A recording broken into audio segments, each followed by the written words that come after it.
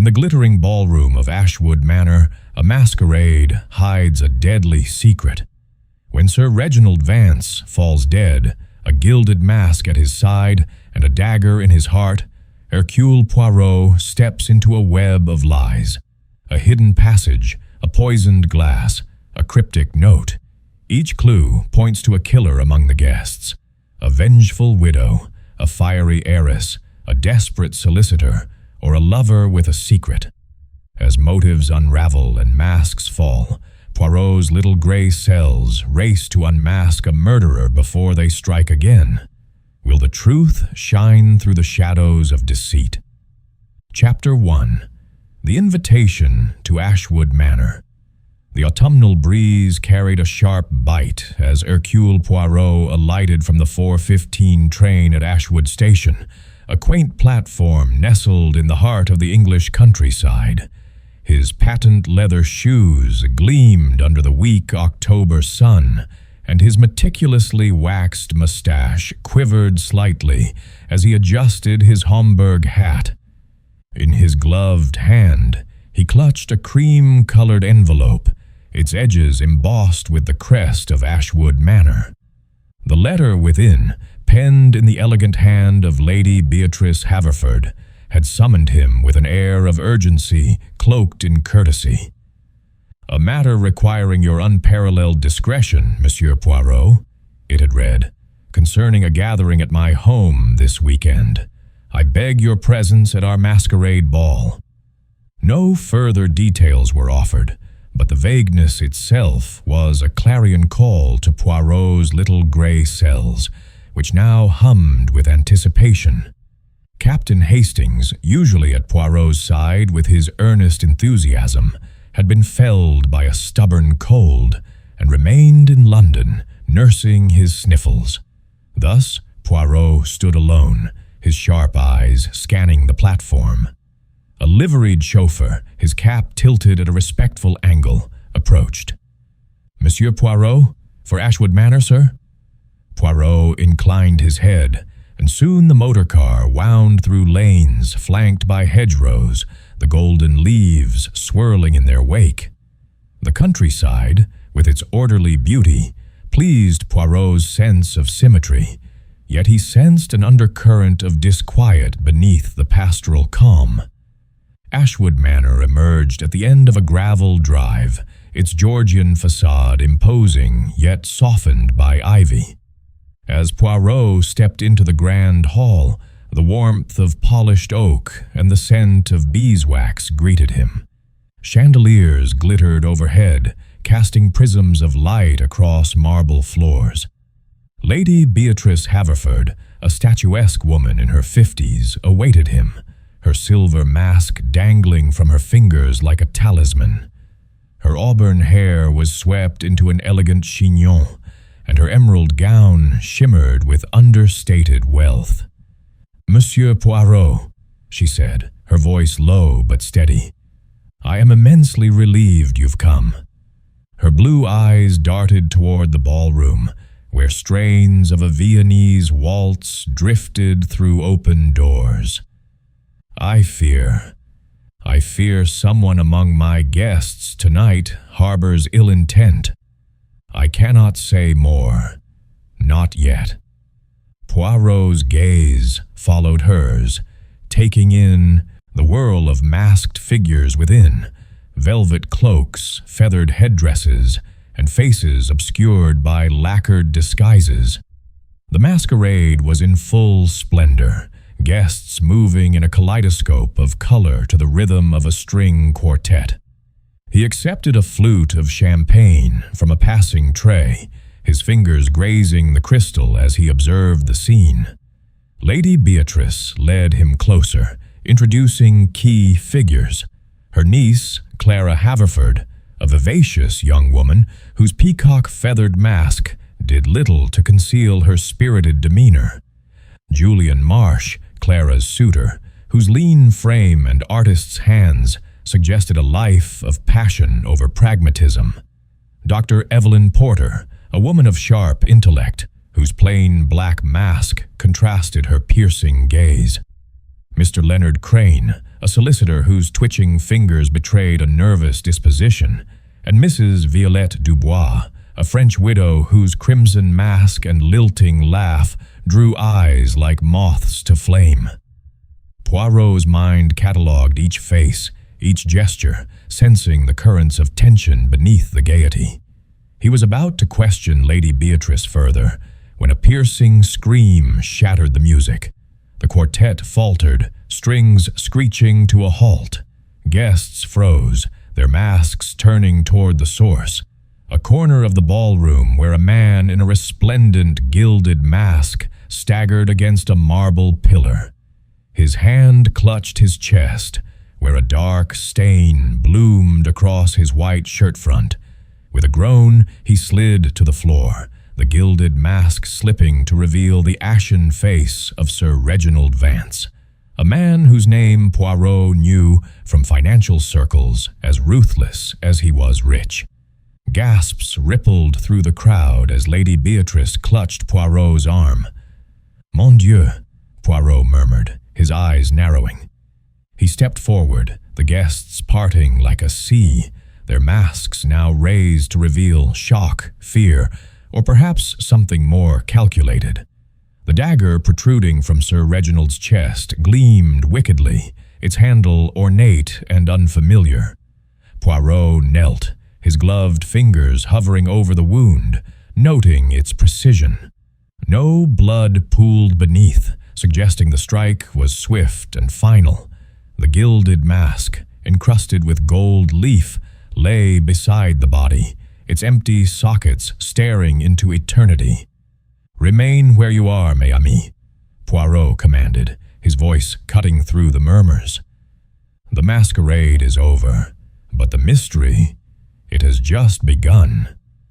His little gray cells whirred, already piecing together the fragments of this deadly tableau, as the chandelier light flickered above, casting shadows that danced like secrets. Chapter 2. The Victim Revealed. The ballroom of Ashwood Manor, so recently a stage for revelry, now lay under a pall of dread. The crystal chandeliers, which had sparkled with festive promise, cast a cold light over the scene where Sir Reginald Vance lay dead, his gilded mask a grotesque relic beside him. Hercule Poirot stood motionless, his sharp eyes surveying the body, as the murmurs of the assembled guests ebbed into uneasy silence. The dagger, its hilt intricately carved with swirling motifs, protruded from Sir Reginald's chest, the bloodstain on his pristine shirt front a stark testament to the violence of his end. Poirot's gloved fingers hovered near the wound, noting its precision. A single, clean thrust, delivered with a surgeon's accuracy. No blood had pooled on the polished oak floor, suggesting the victim had not been moved after the fatal blow. The air was thick with the scent of wax and fear, and Poirot's little gray cells began their meticulous dance. Lady Beatrice Haverford, her silver mask now discarded, stood at the edge of the crowd, her face pale but composed. "Monsieur Poirot," she whispered, her voice trembling with the weight of the moment. "What is to be done?" Poirot raised a hand, signaling for calm, and turned to the guests, their faces half hidden by masks or bared in shock. "Mes amis," he said, his voice clear and authoritative. "No one is to leave this room until the police are summoned and my inquiries begin. A crime has been committed, and the truth, it will be found." The local constable, a stout man named Inspector Grayson, arrived within the hour, his heavy footsteps echoing through the manor's grand hall. He was a practical sort, with a ruddy face and a no-nonsense demeanor, but Poirot sensed a man unaccustomed to crimes of such theatricality. "A bad business, this," Grayson muttered, kneeling beside the body. "Sir Reginald Vance, you say? The financier?" Lady Beatrice nodded, her lips tight. "He was a guest of some importance," she said. "I never imagined—" Her voice trailed off, and Poirot noted the flicker of unease in her eyes. With Grayson's permission, Poirot examined the body more closely. Sir Reginald, a man in his late 50s, had the stern features of one accustomed to command. His dark hair was streaked with gray, his jaw set even in death. The gilded mask encrusted with gold leaf and delicate filigree was a masterpiece of craftsmanship, its opulence a mirror to the man's reputation for extravagance. Poirot lifted it carefully, noting its weight and the faint scratch on its inner lining, as if it had been hastily donned. The dagger, too, intrigued him. Its blade was narrow, almost ceremonial, and bore no maker's mark. "This is not a weapon of impulse," Poirot murmured to himself. "It speaks of intention, of planning."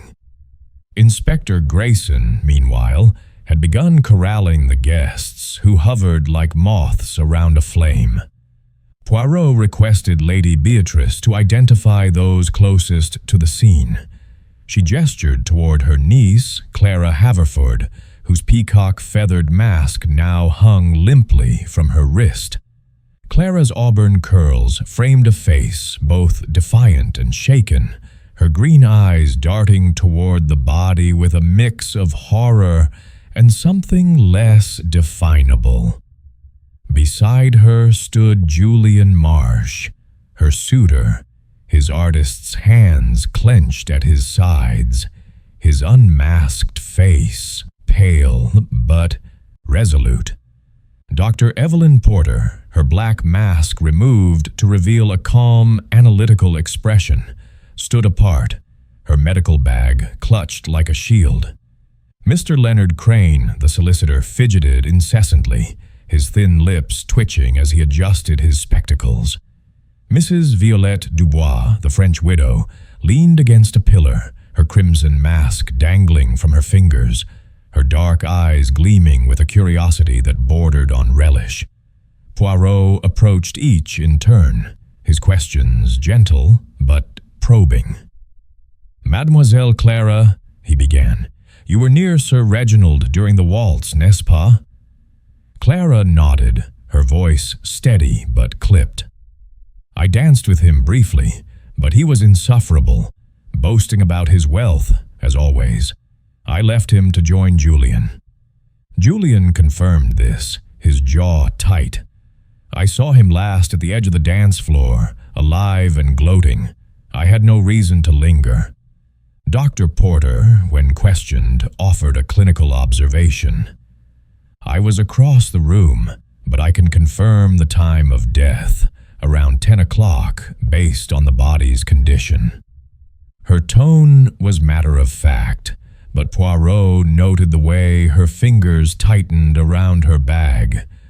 Mr. Crane stammered that he'd been fetching a glass of sherry, his eyes avoiding Poirot's. Mrs. Dubois, with a theatrical sigh, claimed she'd been gossiping with a minor lord, her accent lending her words a melodious lilt. "Sir Reginald? Oh, he had enemies, monsieur. Many enemies." Poirot's mind catalogued their responses, sensing the threads of truth and deception woven together. No one admitted to witnessing the fatal moment, yet all had been within striking distance during the dance's chaos. He turned to Inspector Grayson, who was scribbling notes with a blunt pencil. "The dagger, Inspector," Poirot said. "It is not a common weapon. We must trace its origin." Grayson nodded, though his expression suggested he found Poirot's precision faintly irritating. "We'll search the manor," he said, "but with all these masks, it's a devil of a job to pin anyone down." As the guests were escorted to the drawing room to await further questioning, Poirot lingered in the ballroom, his eyes sweeping the scene. The pillar against which Sir Reginald had fallen bore no marks, but a faint smudge on the floor caught his attention. A trace of wax, perhaps from a candle or a polished shoe. He crouched, his fingers brushing the spot, and found a single sequin, gold and shimmering, half hidden beneath a chair. It matched no costume he had seen, but its presence suggested a clue overlooked in the panic. Tucking it into a handkerchief, Poirot straightened, his mustache twitching with the faintest hint of satisfaction. Lady Beatrice approached, her hands clasped tightly. "Monsieur Poirot, I must tell you something in confidence." She drew him aside, her voice barely above a whisper. "I invited Sir Reginald because he insisted on attending, claiming business with Clara. But yesterday I received this." She produced a folded note, its paper cheap and its words scrawled in black ink. "Beware the masquerade. Danger walks among your guests." Poirot's eyes gleamed as he read it, his fingers tracing the uneven script. "This was not written by an idle hand," he said. "It is a warning, yes, but also a challenge." As the night deepened, the manor's grandeur seemed to close in, its shadows lengthening. Poirot stood alone in the ballroom, the echo of the waltz now replaced by the weight of silence. Sir Reginald Vance, a man of wealth and enemies, had met his end in a blaze of opulence, and the gilded mask was more than a costume. It was a symbol, a key to the killer's mind. Poirot's little gray cells churned, piecing together the fragments of motive, opportunity, and deceit. The truth, he knew, lay hidden behind the masks of Ashwood Manor, and he would peel them away, one by one, until it stood revealed. Chapter 3. The Masquerade's Secrets. The morning after Sir Reginald Vance's murder dawned gray and heavy over Ashwood Manor, the mist clinging to the windows like a shroud. Hercule Poirot sat in the manor's library, a cavernous room lined with leather-bound volumes and scented with old paper and polish. A fire crackled in the grate, but its warmth did little to dispel the chill of suspicion that hung over the household. Poirot's breakfast, a single boiled egg and a cup of tisane, sat untouched on a side table, his attention wholly consumed by the task before him. The little gray cells, as he often called them, were at work, sifting through the words and glances of the previous night's guests, each a piece in the puzzle of Sir Reginald's death. Inspector Grayson had stationed a constable at the manor's entrance, ensuring no one left without permission, and Poirot had requested private interviews with the key suspects. The library's heavy oak door creaked as Clara Haverford entered first, her peacock-feathered mask now replaced by a simple gray dress that did little to dim her vibrant presence. Her auburn curls were pinned loosely, and her green eyes met Poirot's with a mix of defiance and unease. "Monsieur Poirot," she began, seating herself with a grace that belied her tension, "I assure you, I had no love for Sir Reginald, but I did not kill him." Poirot leaned forward, his hands folded neatly on the table. "Mademoiselle, you spoke with the victim during the waltz, oui? What passed between you?" Clara's lips tightened. "He was pressing me to invest in some scheme, a railway in South America," he said. "I told him I wasn't interested, that he was a swindler. He laughed, called me a child. I left him then, angry but alive." Her voice faltered, and Poirot noted the way her fingers twisted a handkerchief. "And where did you go after this exchange?" he asked. "To Julian," she replied quickly. "We danced together." Poirot's eyes narrowed. Her alibi depended on her suitor, a fact that felt too convenient. Next came Julian Marsh, His lean frame slouched slightly as he entered, his artist's hands stained faintly with charcoal. His dark eyes were wary, but his voice was steady. "I saw Clara with Sir Reginald, and I didn't like it," he admitted. "He was bullying her, as he did everyone. I confronted him after she left, told him to leave her alone. He sneered, said I was a nobody. I walked away." Poirot tilted his head. "And this was when, monsieur?" Julian hesitated. "Just before 10, I think. I joined Clara after." The timing aligned with Clara's account, but Poirot sensed a rehearsed quality to their stories, as if they had been polished in private. Dr. Evelyn Porter followed, her demeanor as composed as the night before. Without her black mask, her face was striking, high cheekbones and eyes that seemed to dissect rather than observe. "I was not near Sir Reginald when he was struck," she said, her voice crisp. "I was by the refreshment table, speaking with a guest about a medical journal." Poirot raised an eyebrow. "And yet, docteur, you were quick to examine the body. What did you observe?" She met his gaze unflinchingly. "The wound was precise, likely fatal within moments. The dagger pierced the heart directly. Whoever wielded it knew what they were doing." Her clinical detachment intrigued Poirot. It was either the mark of innocence or a calculated mask. Mr. Leonard Crane entered next, his spectacles glinting in the firelight. His nervous tic, a twitch of the left cheek, was more pronounced, and his hands fumbled with a pocket watch. "I was getting a drink, Monsieur Poirot," he stammered. "I didn't see anything, I swear." Poirot's smile was thin. "Monsieur Crane, a solicitor such as yourself must notice details. Where exactly were you when the scream was heard?" Crane's eyes darted to the side. "Near the ballroom door, I think. It was crowded, masks everywhere." His vagueness was telling, and Poirot filed it away for later scrutiny. Mrs. Violette Dubois swept in last, her crimson gown a stark contrast to the library's muted tones. Her dark hair was swept up, and her smile was almost playful, though her eyes held a shrewd glint. "Monsieur Poirot, what a dreadful affair," she said, her French accent curling around the words. "Sir Reginald was a man who made enemies as easily as he made money." Poirot leaned back. "And you, madame, what did you see?" She shrugged delicately. "I was dancing, lost in the music. I heard the scream, like everyone else."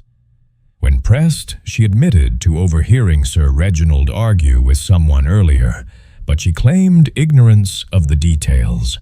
Her evasiveness, cloaked in charm, set Poirot's suspicions alight.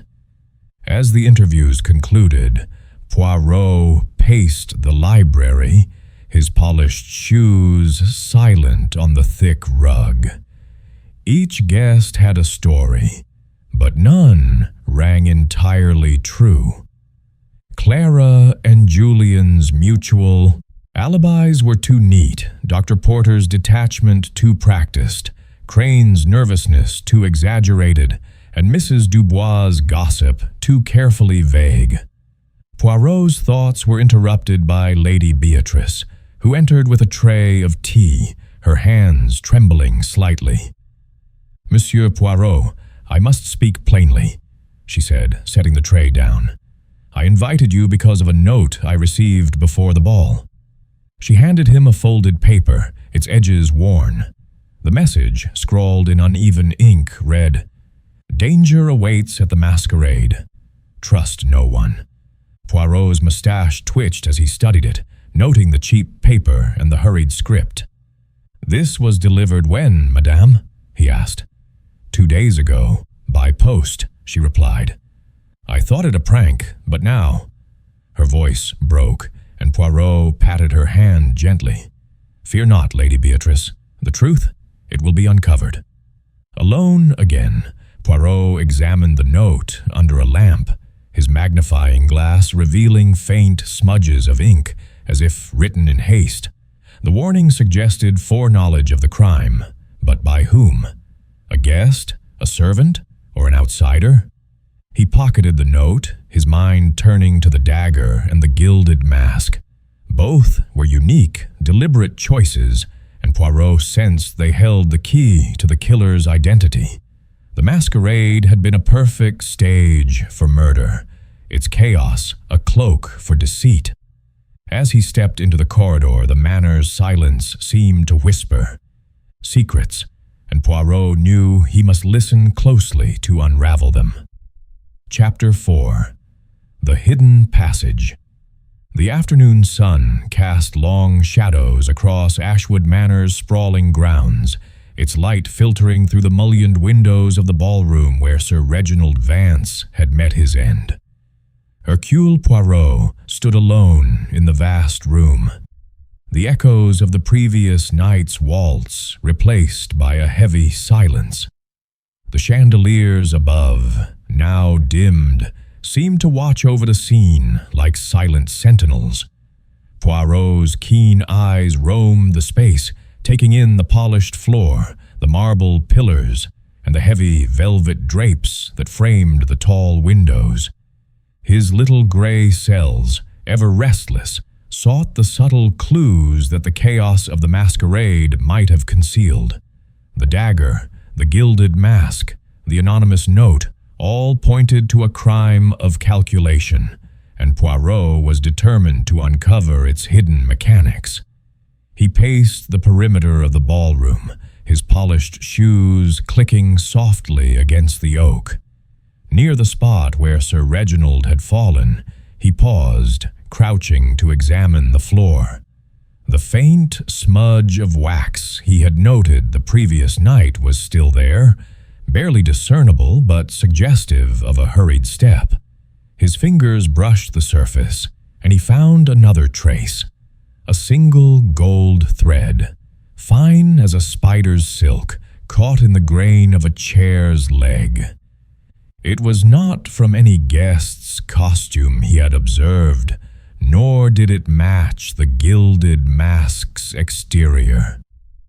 Poirot tucked it into a small envelope, his mustaches twitching with interest. A thread, out of place, he murmured, is a thread that leads somewhere. His attention shifted to the tapestries that adorned the walls, their intricate scenes of pastoral hunts woven with threads of crimson and gold. One, depicting a stag at bay, seemed slightly askew.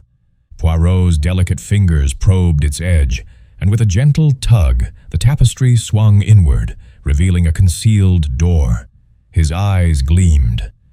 "Tiens," he said softly. "The manor, it keeps its secrets well." The door, oak-paneled and fitted seamlessly into the wall, opened onto a narrow passage, its stone walls damp and cool. Dust coated the floor, but Poirot's magnifying glass revealed footprints, recent, overlapping, but too scuffed to identify size or shape. The passage wound downward, ending at a servant's stairwell that opened to the gardens beyond. Here was a route for a killer to slip away unseen, or to approach Sir Reginald unnoticed during the dance's whirl. Poirot followed the passage, noting its low ceiling and the cobwebs that brushed his hat. At the stairwell's exit, he emerged into a secluded corner of the garden, where rose bushes stood sentinel under a gray sky. A single petal, crushed into the gravel, suggested recent passage, but the trail ended there. Returning to the ballroom, Poirot considered the implications. The hidden passage spoke of premeditation, a plan crafted before the masquerade began. The killer had known the manor's secrets, or had learned them. Seeking further insight, Poirot summoned Lady Beatrice to the ballroom. She appeared, her face drawn, her emerald gown replaced by a somber navy dress. "Monsieur Poirot, have you found something?" she asked, her voice tinged with hope. Poirot gestured to the tapestry. "This passage, madam, was it known to your guests?" Lady Beatrice's eyes widened. "It's an old servant's route, rarely used now. Only the staff and I know of it, though I suppose someone might have discovered it." Her hesitation suggested unease, and Poirot pressed gently. "And Sir Reginald's mask, madame, the gilded one. Who chose it?" She explained that Sir Reginald had commissioned it himself from a London artisan, insisting on a unique design to reflect his status. "He was particular," she said. "He wanted to stand out." Poirot excused himself and made his way to the village, where a telegraph office allowed him to contact the artisan. The reply came swiftly. The mask was a bespoke piece, crafted solely for Sir Reginald, with no duplicates made. The gold thread, then, could not have come from another mask. Poirot's mind turned to the possibility of a costume alteration, a subtle disguise within the masquerade's chaos. Returning to the manor, he examined the chair where the thread was found, noting its proximity to the pillar where Sir Reginald had died. The thread suggested a fleeting presence, perhaps a brush against the chair during the fatal moment. As evening approached, Poirot gathered his thoughts in the library, sketching a mental map of the ballroom's layout. The passage offered a means of escape, but the precision of the dagger's strike suggested the killer had struck openly, relying on the crowd's distraction. The gold thread hinted at a costume not yet accounted for, and the anonymous note to Lady Beatrice pointed to foreknowledge. Poirot's fingers drummed lightly on the table, his eyes half closed.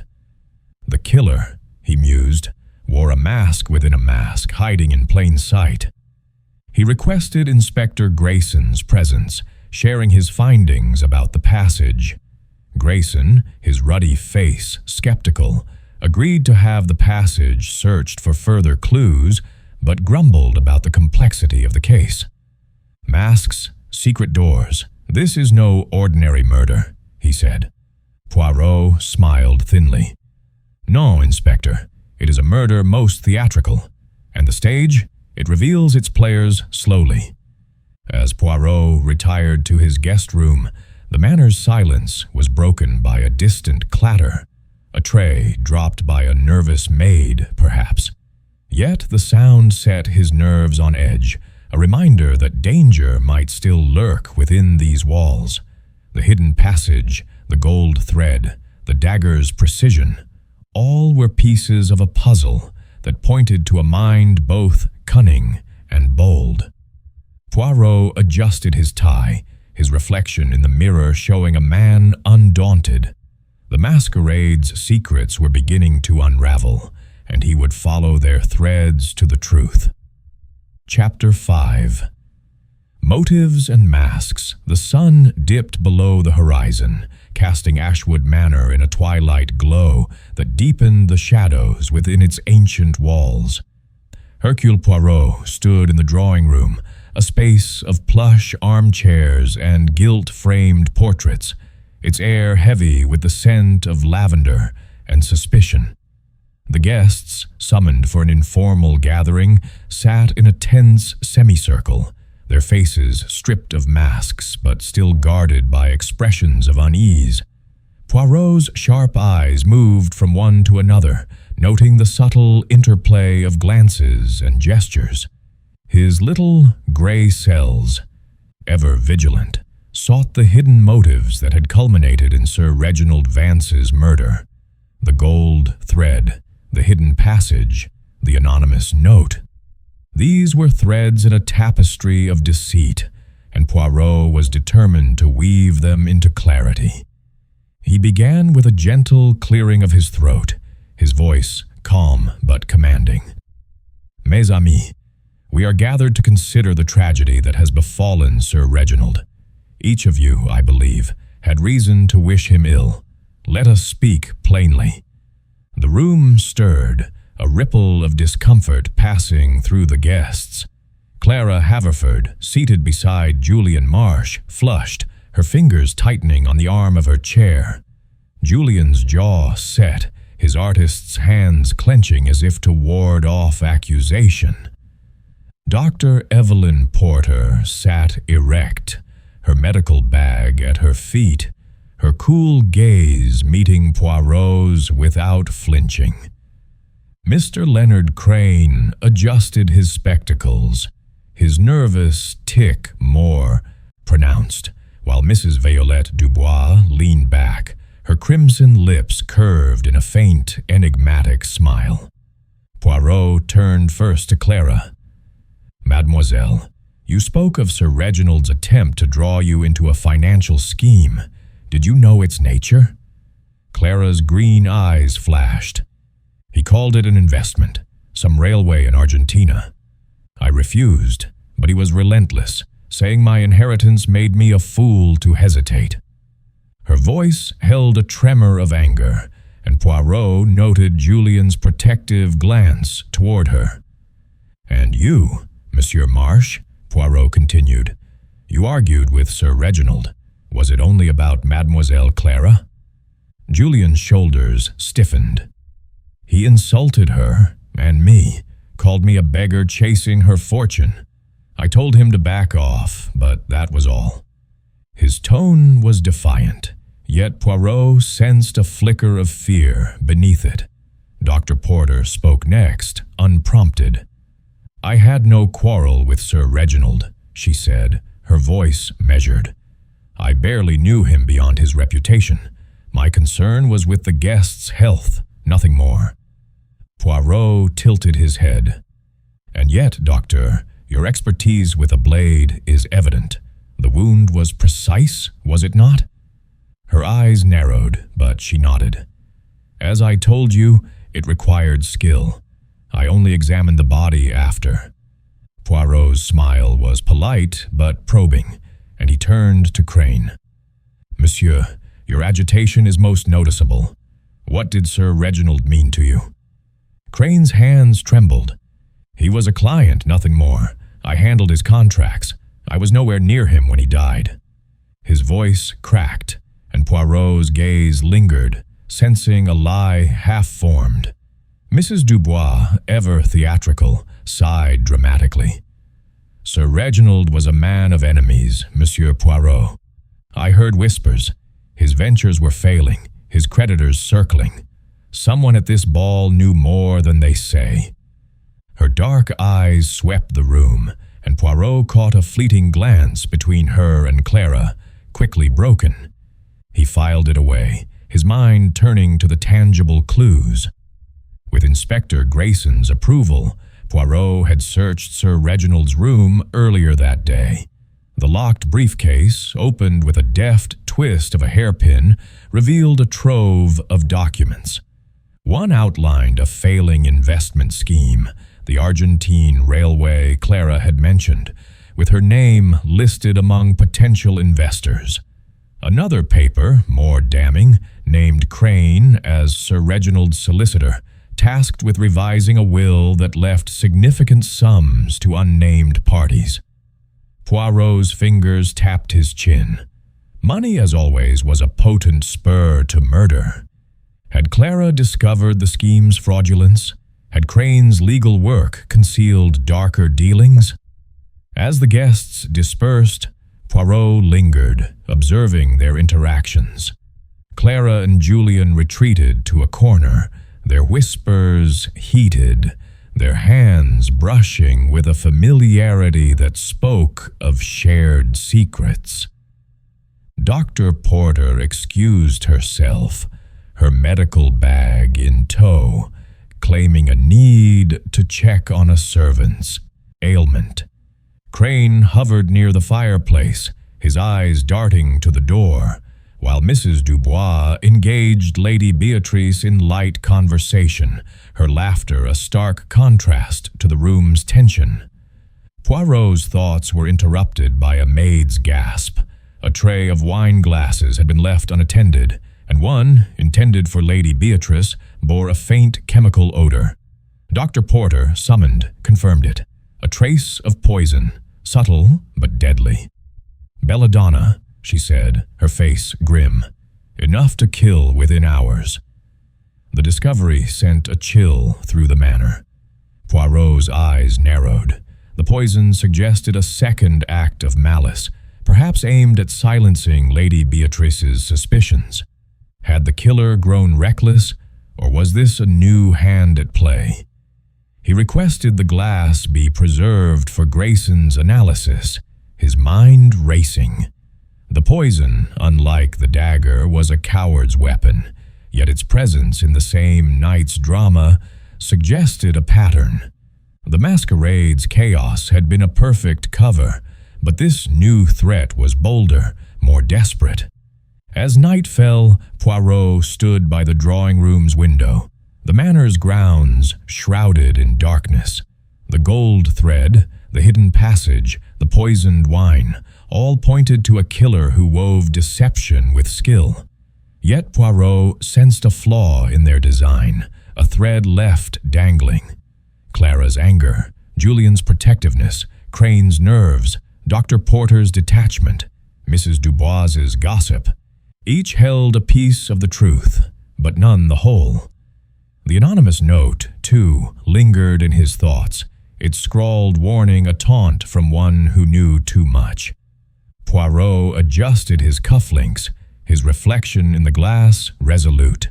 The masks of Ashwood Manor were metaphorical now, but no less concealing.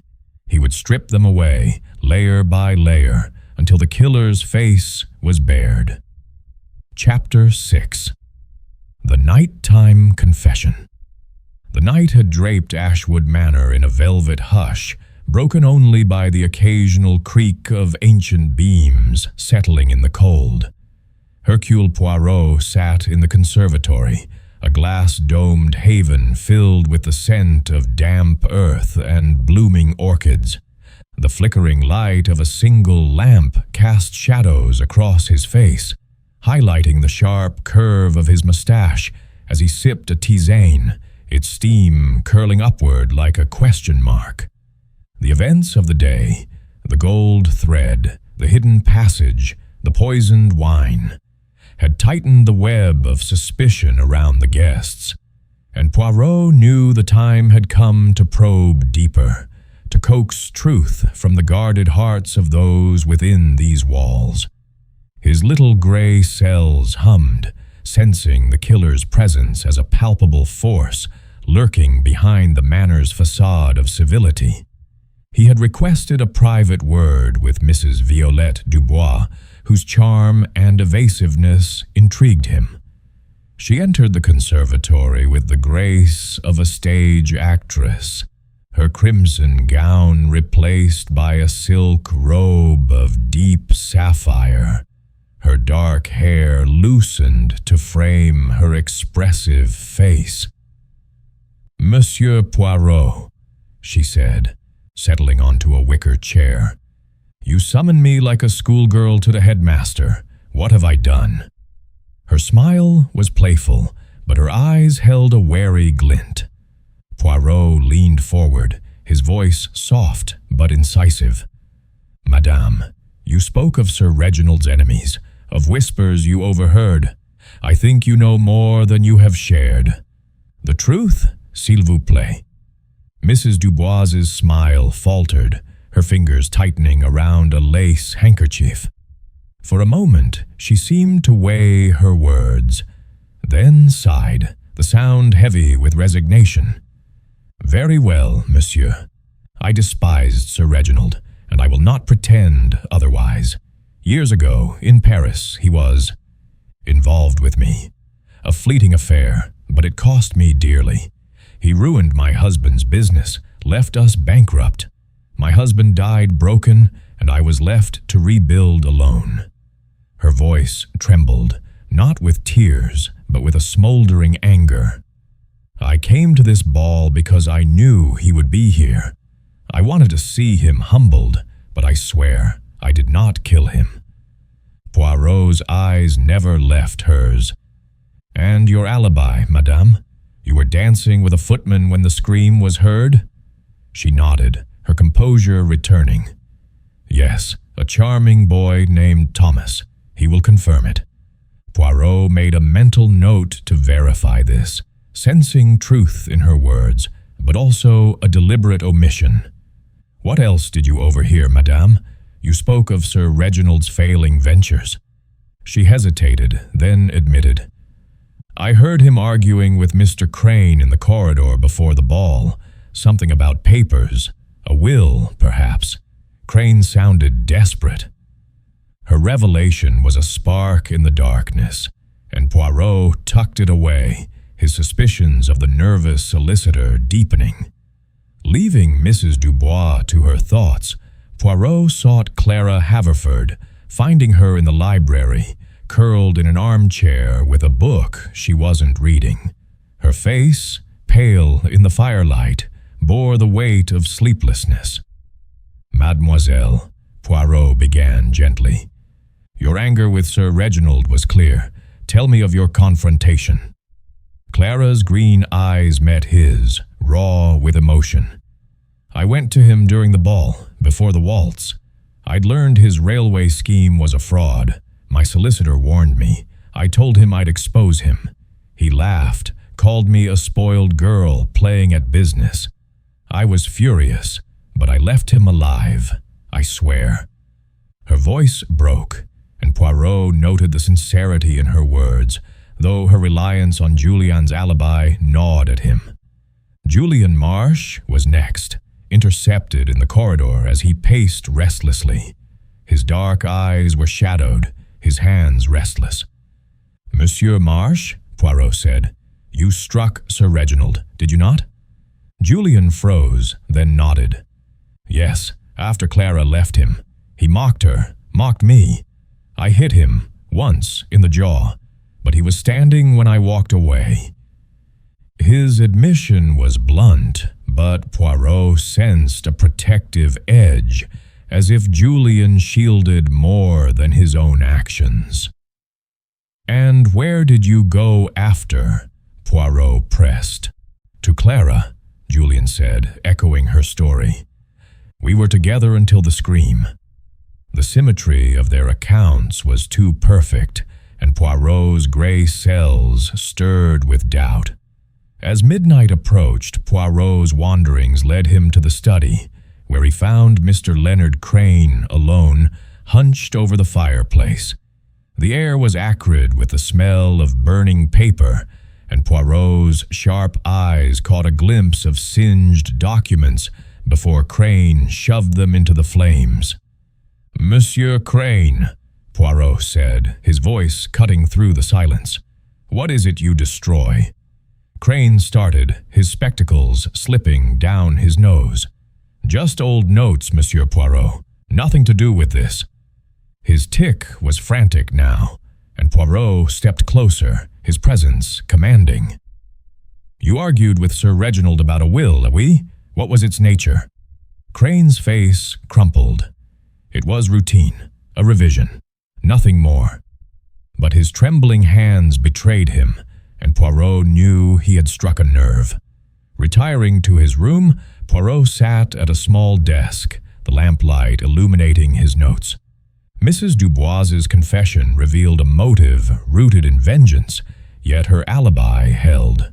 For now, Clara's anger was genuine, but her story leaned too heavily on Julian, whose own admission of violence raised questions. Crane's destruction of papers suggested a secret worth hiding, perhaps tied to the will Mrs. Dubois had overheard. The poisoned wine, too, lingered in Poirot's thoughts.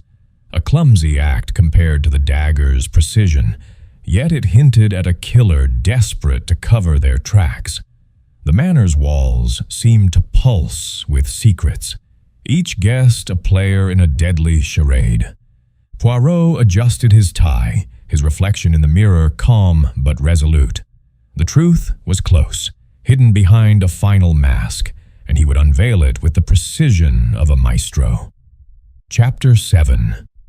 The gilded truth. The third morning at Ashwood Manor broke with a sky of unrelenting gray, its clouds pressing low over the estate as if mirroring the weight of the secrets within. Hercule Poirot stood in the ballroom, the scene of Sir Reginald Vance's murder, his polished shoes reflecting the dull gleam of the oak floor. The chandeliers above hung silent, their crystals dulled without the spark of evening light. The guests, summoned once more, stood in a tense tableau, their faces etched with unease. Lady Beatrice Haverford, her hands clasped tightly, watched from the doorway while Inspector Grayson lingered near a pillar, his notebook poised. Poirot's little gray cells had woven the threads of the case, the gold thread, the hidden passage, the poisoned wine, the anonymous note, into a pattern that now demanded revelation. The time had come to unmask the killer. Poirot paced slowly, his voice measured but resonant, commanding the room's attention. "Mes amis, a crime has been committed, a life taken in the midst of revelry. Sir Reginald Vance fell beneath a dagger's blade, his gilded mask a symbol of his greed and ambition. But it is the mask itself that betrays the truth." He paused, his eyes sweeping the faces before him. Clara Haverford's defiant stare, Julian Marsh's clenched jaw, Dr. Evelyn Porter's cool detachment, Mr. Leonard Crane's twitching cheek, and Mrs. Violette Dubois's enigmatic smile. Each held a piece of the puzzle, but only one had struck the fatal blow. He began with the scene. The dagger, so precise, required skill and intent. The hidden passage offered a path for escape, yet the killer chose to strike openly, in the chaos of the masquerade. Why?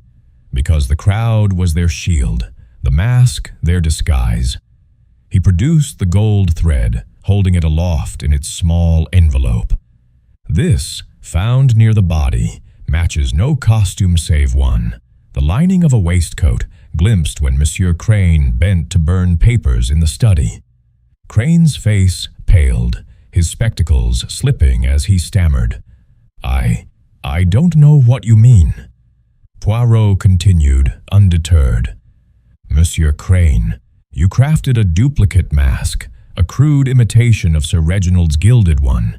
You wore it briefly, approaching him unnoticed during the waltz's whirl. You struck with the dagger, a weapon you procured for its elegance, knowing it would not be traced. The gold thread, torn from your waistcoat's lining, fell in your haste." Crane shook his head, but his trembling hands betrayed him. The room grew still, the guest's eyes fixed on the solicitor. Poirot turned to the motive. "Sir Reginald's will, which you revised, was your undoing. You had embezzled funds from his accounts, a fact the new will would have exposed. You argued with him before the ball, as Madame Dubois overheard, desperate to delay his scrutiny. When he pressed you, you saw no escape but murder." Mrs. Dubois gasped softly, her hand at her throat, while Clara and Julian exchanged a glance of shock. Dr. Porter's eyes narrowed, but she remained silent. Poirot's voice grew sharper. "The poisoned wine, intended for Lady Beatrice, was your second mistake. Monsieur Crane, you feared her suspicions, her anonymous note, a warning you sent to muddy the waters. But belladonna, procured from Dr. Porter's medical texts, was a clumsy choice, unlike the dagger's precision. You are no chemist, but your access to her books gave you knowledge enough." Dr. Porter's face tightened, her fingers gripping her bag, but she offered no protest. Poirot stepped closer to Crane, his gaze unrelenting. "You burned papers to hide your theft, but the ashes betrayed you. The will, the accounts, they pointed to your guilt. You hid behind the masquerade's chaos, But the truth, it cannot be masked. Crane's tic became frantic, his voice rising. "You have no proof. This is nonsense." But as Poirot gestured to Inspector Grayson, who produced a singed fragment of paper from the study's fireplace, a ledger entry in Crane's hand, the solicitor's resolve crumbled. He sank into a chair, his face buried in his hands. "I didn't mean. He would have ruined me," he whispered, his confession a broken thread in the tapestry of the crime. The guests stood frozen, the weight of the revelation settling over them. Lady Beatrice's shoulders sagged with relief, while Clara clutched Julian's arm, her eyes wide. Mrs. Dubois's smile vanished, replaced by a look of grim satisfaction. Dr. Porter remained impassive, though her gaze lingered on Crane with a hint of disdain. Grayson stepped forward, his cuffs ready, as Poirot concluded.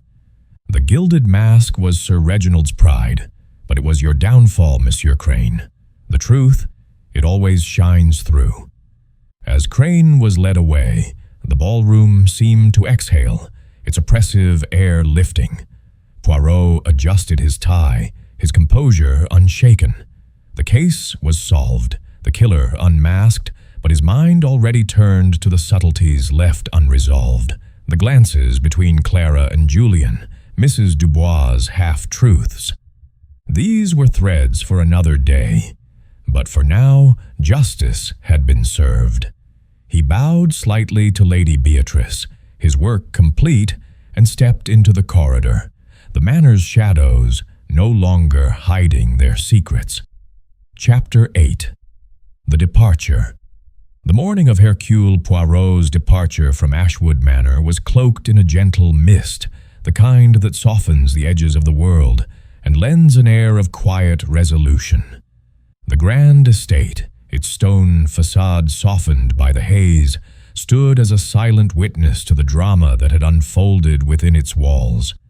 Poirot stood on the gravel drive, his valise at his side, his Homburg hat tilted precisely, and his mustache immaculate despite the early hour. The events of the past days, the gilded mask, the hidden passage, the poisoned wine, and the unmasking of Mr. Leonard Crane, had woven a tapestry of intrigue that now lay complete, its threads neatly tied by Poirot's little grey cells. Lady Beatrice Haverford emerged from the manor's entrance, her navy shawl drawn tightly against the chill. Her face, though weary, carried a new-found lightness, as if the shadow of fear had lifted. "Monsieur Poirot," she said, her voice warm with gratitude, "you have saved us from a darkness I scarcely understood. How can I thank you?" Poirot bowed slightly, his eyes twinkling. "Madame, the truth is its own reward. You invited me to your masquerade, and I have merely ensured that the masks, they are all removed." Behind her, the other guests lingered in the hall, their figures half visible through the mist. Clara Haverford, her auburn curls catching the faint light, stood close to Julian Marsh, their hands entwined, their faces marked by relief but also a quiet reckoning. The exposure of Crane's guilt had cleared their names, yet Poirot noted the way their eyes avoided his, as if their shared alibis held secrets still unspoken. Dr. Evelyn Porter stood apart, her medical bag slung over her shoulder, her expression as unreadable as ever. Mrs. Violette Dubois, her sapphire robe replaced by a traveling coat, offered Poirot a nod, her smile carrying a hint of respect for the detective who had pierced her veil of half-truths. Inspector Grayson approached, his ruddy face softened by a rare smile. "You've done fine work, Monsieur Poirot," he said, his notebook tucked away. "Crane's confessed fully. Embezzlement, the will, the lot. We'll have him in London by noon." Poirot inclined his head. "You are most efficient, Inspector, but tell me, the dagger, has its origin been traced?" Grayson nodded. "A curio shop in London sold to Crane a week ago. He planned it carefully, the scoundrel." Poirot's lips curved faintly. The final piece of the puzzle had slotted into place. As the chauffeur loaded Poirot's valise into the motor car, Lady Beatrice pressed a small parcel into his hands, a tin of her favorite biscuits, a gesture of simple warmth. "For your journey, monsieur," she said. Poirot accepted it with a gracious nod, his mind already drifting to the train that would carry him back to London. The manor's secrets had been laid bare, its guests chastened by the truth. Clara and Julian would face their future, perhaps with greater honesty. Dr. Porter would return to her practice, her detachment unshaken, and Mrs. Dubois would weave new tales, her past with Sir Reginald now a closed chapter. The motor car rolled down the drive, the crunch of gravel fading as Ashwood Manor receded into the mist. Poirot leaned back, his eyes half closed, the tin of biscuits resting on his lap. "The mask hides the face, madame," he had told Lady Beatrice, "but never the truth." The words lingered in his mind, a reminder of the clarity his grey cells brought to chaos. As the countryside blurred past, green fields giving way to the grey sprawl of the city, Poirot's thoughts turned to the next mystery, the next tangle of human passions waiting to be unraveled. A faint smile played beneath his mustache. The world, he knew, would never lack for puzzles to challenge Hercule Poirot.